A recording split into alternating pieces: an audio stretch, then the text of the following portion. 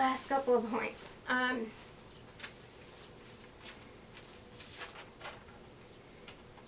Let's see. It is possible. I'm guilty of this. I'm so guilty of this. I'm big on overanalyzing and dissecting behaviors and emotions. Okay, give me a scalpel, give me some tweezers. This is happiness or is it joy? Is it hypomania? Slice it out, put it in the category little box that says hypomania, you know. Depression, sadness, you know. I get really hyper focused, and it is, when you do this, it is easy to see symptoms that aren't there and to mistake normal emotions and behaviors for symptoms. Oh, my mouth is so dry. Excuse me. For example, if you get too nearsighted about it, being excited about an event coming up and you're thinking about it a lot and you're having a hard time going to sleep because you can't wait, you know, that can easily be mistaken if you're too focused. Be mistaken for hypomania, racing thoughts, insomnia. So you have to be careful. You have to sometimes step back and remember that there is more to you and your life than bipolar disorder. There is also your life. And in your life, there are emotions such as joy, despair, pain, and happiness, elation.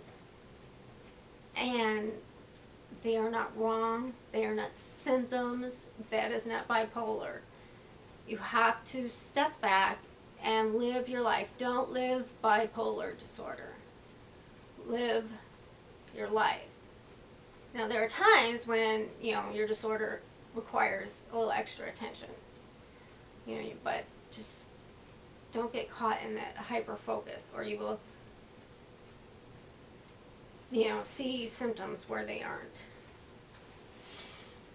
And oh, the other thing, and this is from when I was in nursing school, they told us, and this happens to doctors too, and doctors training, as you're learning each different area, you know, like neurology or psychiatry or gastroenterology, you know, and GI and all the different systems, and what happens is pretty much you diagnose yourself with something in every section, you know, and that is just normal.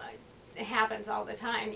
You're doing research, you're reading and about the symptoms, and it's just in your face all the time, and it's sort of like a optical illusion, you know, when you stare at something for a really long time and then you move your eyes or close your eyes, and it's still, you still see something because you stared at it for so long, but it's not really there.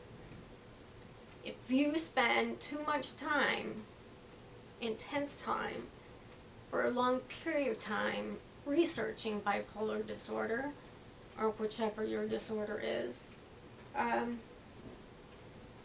it is possible for you,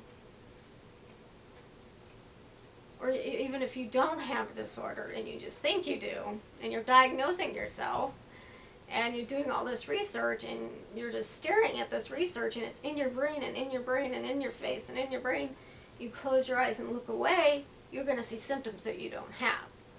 There are symptoms you've been reading about, and researching, and reading, and researching, and reading, and they're not really there. So, I have an issue with self-diagnosis. If you think you're suffering from something serious enough of like bipolar disorder, anywhere on the spectrum, you need to see your doctor and get it addressed.